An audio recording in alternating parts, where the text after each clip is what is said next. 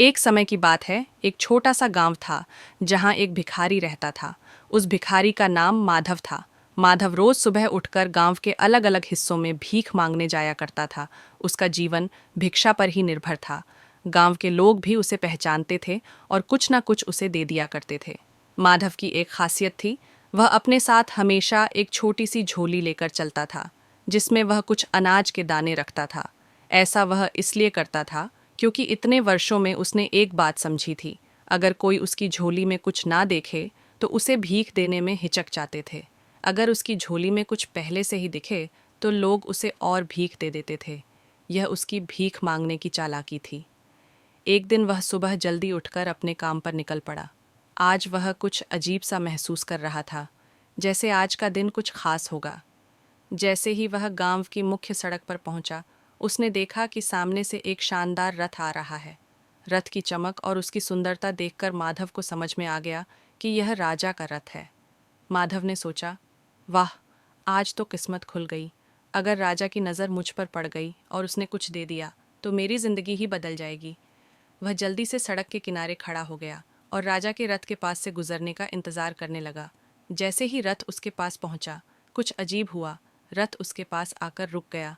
माधव हैरान रह गया।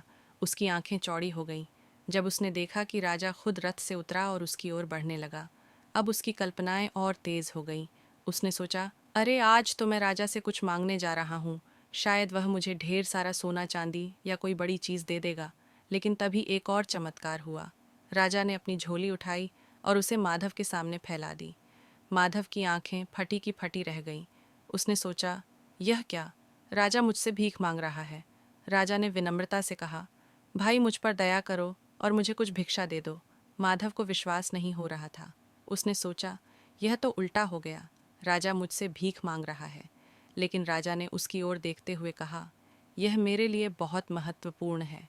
हमारे राज्य पर एक संकट आ रहा है और राज ज्योतिष ने कहा है कि अगर मैं इस संकट से बचना चाहता हूँ तो मुझे पहले व्यक्ति से भीख मांगनी होगी जिसे मैं आज सुबह देखूं, और तुम वह व्यक्ति हो। कृपया मुझे कुछ दान दो। अब माधव असमंजस में था। वह सोचने लगा, क्या मैं राजा को कुछ दे दूं? लेकिन मैं खुद तो एक भिखारी हूँ।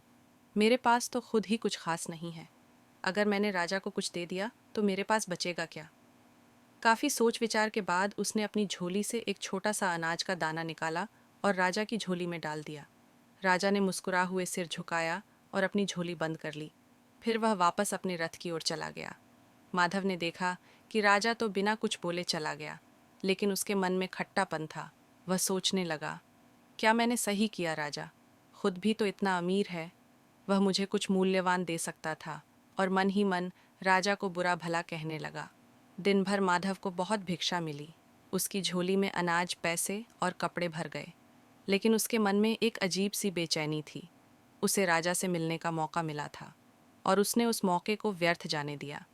शाम को जब वह घर पहुंचा, उसकी पत्नी ने उसकी ओर देखा और बोली, आज तो तुम्हारा नाम पूरे गांव में फैल गया है। लोग कह रहे हैं कि राजा ने तुमसे भीख मांगी। वाह, तुम कितने महान हो।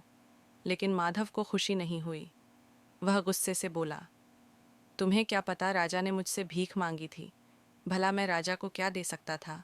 और मैंने उसे केवल एक दाना दिया। अगर मैंने उसे ज़्यादा दिया होता तो शायद मेरा और नाम होता। उसने अपनी झोली गुस्से में उठाई और उसे ज़मीन पर फेंक दिया। सारी चीज़ें ज़मीन पर बिखर गईं। जैसे ही अनाज ज़मीन पर गिरा, माधव की नज़र एक चमकते हुए दाने पर पड़ी। यह वही दाना था जो उसने राजा को दिया था और अब वह सोने का बन चुका था। माधव यह देखकर हक्का बक्का रह गया। वह सोचने लगा, अगर मैंने राजा को सिर्फ एक दाना देकर सोने का दाना पाया है, तो अगर मैंने उसे ज़्यादा दिया होता तो मेरा पूरा जीवन बदल सकता था। वह ज़मीन पर बैठ गया और रोने लगा। वह समझ चुका था कि उसने अपनी लालच के कारण एक बड़ा मौका खो दिया। ये कहा एक बहुत महत्वपूर्ण सीख देती है, हमें अवसरों को पहचान कर बिना स्वार्थ के दान देना चाहिए। माधव की गलती यह थी कि उसने लालच और डर के कारण अपने पास मौजूद चीज़ों को बांटने से परहेज किया। अगर वह दिल खोलकर राजा को दान देता तो उसे बहुत बड़ा लाभ मिल सकता था। इस कहानी से यह संदेश मिलता है कि जब भी हमें कुछ देने का मौका मिले तो हमें निस्वार्थ भाव से देना चाहिए। यही दान हमें जीवन में असली सफलता और खुशी दिलाता है।